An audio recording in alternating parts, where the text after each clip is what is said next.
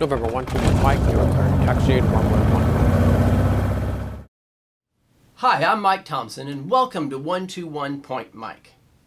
Flying is amazingly complex and yet simple at the same time. Would you believe that only 4 forces govern these complex machines? There are 4 forces of flight that you might need to know for your test. Money propels you forward, dreams carry you aloft, reality keeps you down, and the rules hold you back. This is absolutely true, but don't pick any of those answers should they show up on your FAA test. They're not known for their humor. The 4 forces that they are looking for are lift, thrust, weight, and drag. Lift is what makes the plane stay up, gravity is what pulls everything down, thrust makes the plane go forward, and this is balanced by drag, which holds the plane back. In steady flight, these forces are balanced. If they aren't, then the plane is either accelerating, decelerating, climbing, or descending. And this makes sense, right? If the lift is greater than the weight, then the plane is going to go up, and vice versa. If the thrust is greater than the drag, it's going to accelerate, and vice versa.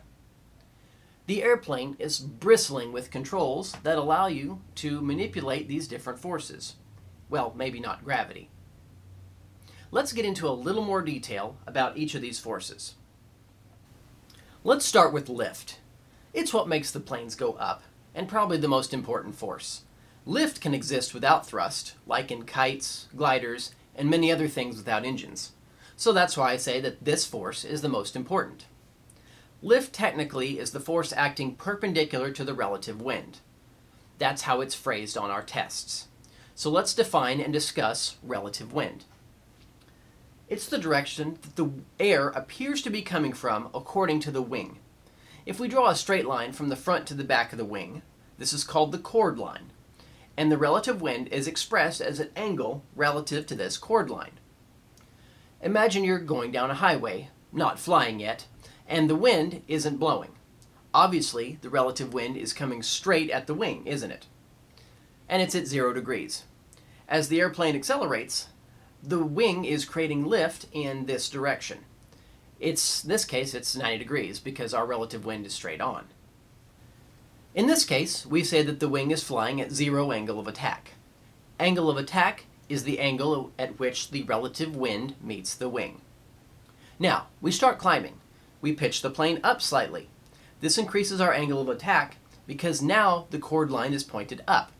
And at this moment, our lift is still, and is always, perpendicular to the relative wind. But we've increased our frontal area, and so the resultant force is pointing this way. If we break the resultant into components, you can see that this little backwards force here. And if it's a force that's pointing backwards, then the Buckinghams would call that kind of a drag. When you're generating lift, you're also generating drag. This type of drag is called induced drag, because we induced it, or made it, as a byproduct of creating the lift. This type of lift is probably harder of the 2 types to understand because I don't believe it's intuitive that creating something that's good for flight also necessarily causes something that's bad for flight. Induced drag is caused by creating lift. This is a test question. We'll get into more details about all the forces in a later video. The other type of drag is parasite drag. This is the more intuitive one, because it's just a fancy term for air resistance that we're all familiar with. Here's one more potentially counterintuitive part, but it's sure to appear on a test. The faster you fly, the smaller the induced drag becomes. The faster you fly, the greater the parasite drag becomes. In fact, parasite drag increases as the square of your airspeed. If you double your airspeed, parasite drag, or air resistance, increases by a factor of 4 because it's 2 squared, double squared. If you increase your airspeed 4 times, then parasite drag increases 16 times, 4 squared. So, induced drag is at a maximum when you're flying slow, and parasite drag is at a max when you're flying fast. There's a special point here in between where you have minimum drag on your airplane. The flight manual will tell you exactly what that speed is. Drag is pretty easy to understand. We all experience it every day when we drive, bike, run, swim, or skydive. It's essentially unavoidable. This drag we're all familiar with is parasite drag. It's a function of the shape of the object and the speed at which it's moving through your fluid, and the density of the fluid. Notice how much harder it is to walk in a pool than on the ground? Water's denser, so it creates more drag. Now, let's go back to lift for just a second, and we're going to talk about what creates this lift. This is a complex topic that's typically glossed over with a simple example. Do you know the name of the guy associated with this? Anyone? Anyone? Bueller? Bueller? Bernoulli.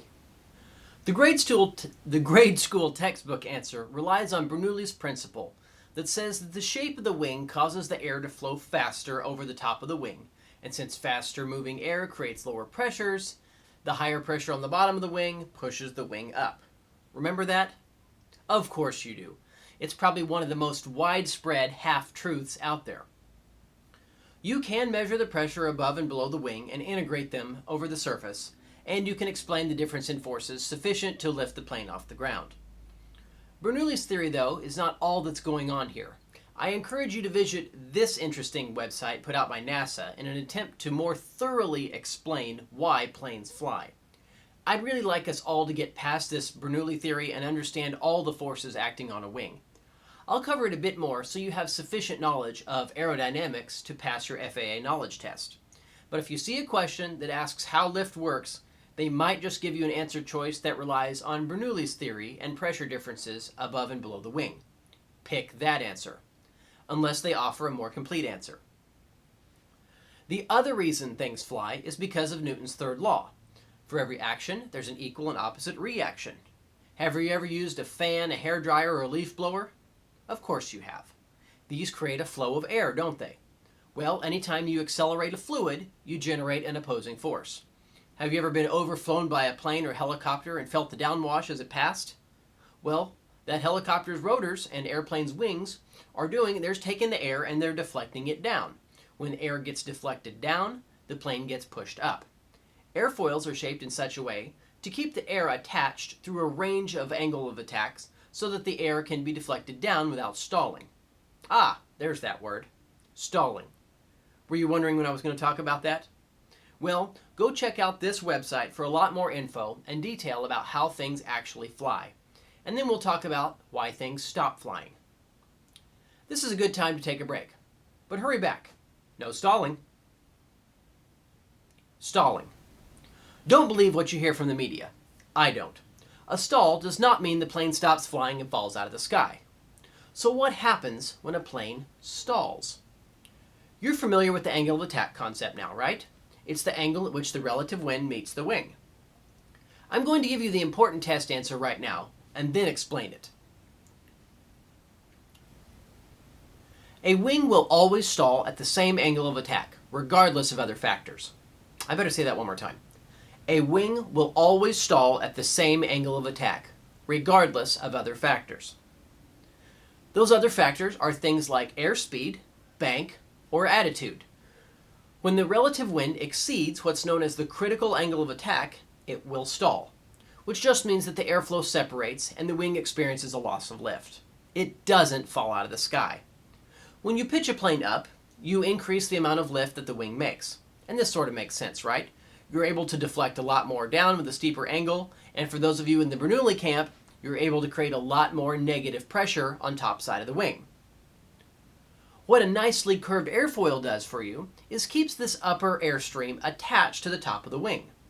Let's look at a few examples to illustrate this. You got a flat plate that's horizontal to the wind. No pressure difference, right? And no reason for the air to be deflected down. Now, imagine we tilt this plate 90 degrees. This is like a giant truck barreling down the highway. We've got a huge pressure here in front, and this low pressure bubble here on the back. This makes sense, right? The air is slamming in here, and it has to then wrap around these edges to try to fill in the gap that's left by our passing plate. Also in this scenario, there's no tendency for the air to be deflected down, is there? It goes around equally, so there's no lift. So, after these two extreme examples, it should be easy to understand the following demonstration. If we have our plate back to horizontal and we begin to tilt it up, the airflow on the bottom side is going to be deflected down slightly, isn't it? And the airflow over the top is as well. Surface tension keeps the air attached and the air attached to itself. So the top airflow is also deflected down. You can see that since the plate is tilted, there's also going to be a pressure difference, isn't there, back here, Daniel? The top backside of our plate will experience a lower pressure than the front and bottom side, creating lift.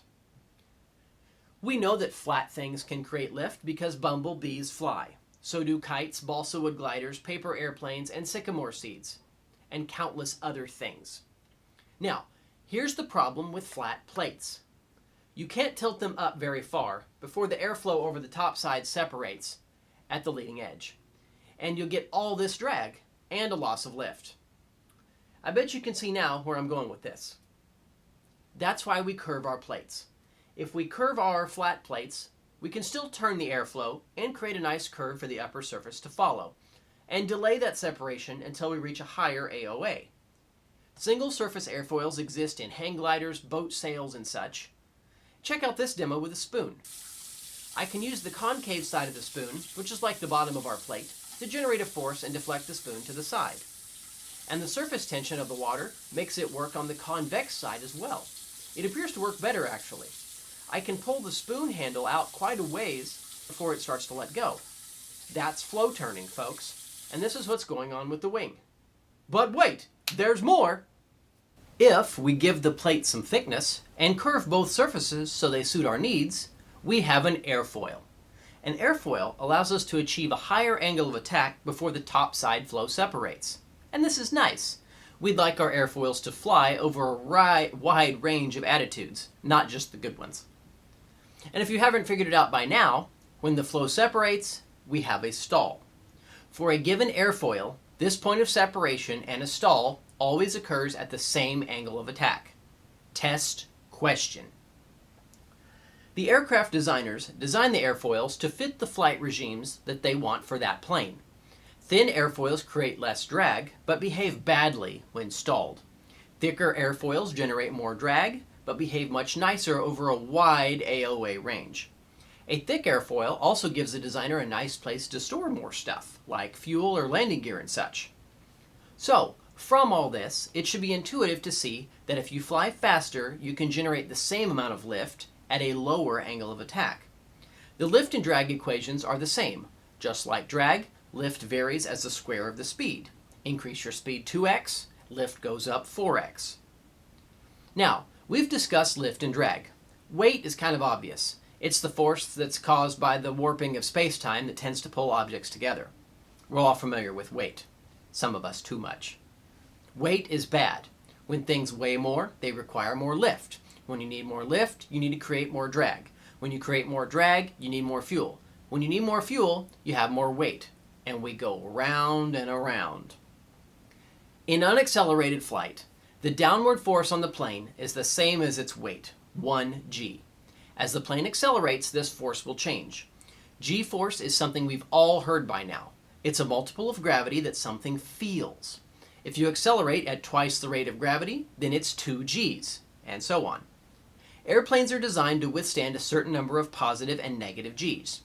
Positive g's are forces when the wings are pulling you up, and gravity pushes you into your seat, and negative g's are the opposite of that, being thrown out of your seat. Planes are designed to resist more positive g's than negative ones, since that's the way people mostly fly. Aerobatic planes will sometimes be designed to resist equal positive and negative g loads, but I don't know of any plane that built to resist more negative g's than positive ones. And that's about it for weight. Weight is bad, and it always points toward the center of the Earth. So that leaves us with the last force, and that's the one that propels us forward. Money. Or thrust. For our first foray into flight, you'll be flying behind or maybe in front of a propeller. A propeller isn't just a fan that moves air, it's actually a tiny wing, because wings are better than flat plates, remember? A propeller is a wing that creates its own relative wind by spinning. As it spins, it does generate a pressure difference across its front and back faces, but that's not really how most of us see it. It's accelerating a ton of air toward the rear. If all it did was create a pressure difference over its surfaces, then there wouldn't be any prop blast.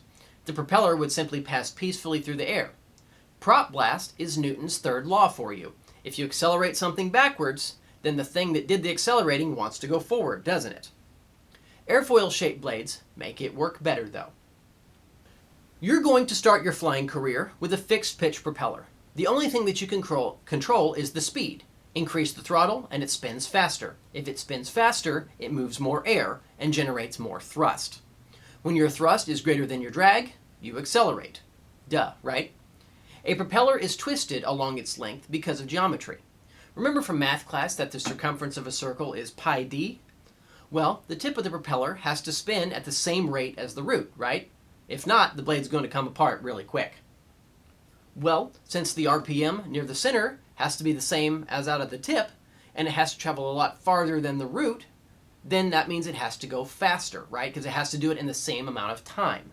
So it's got to go faster.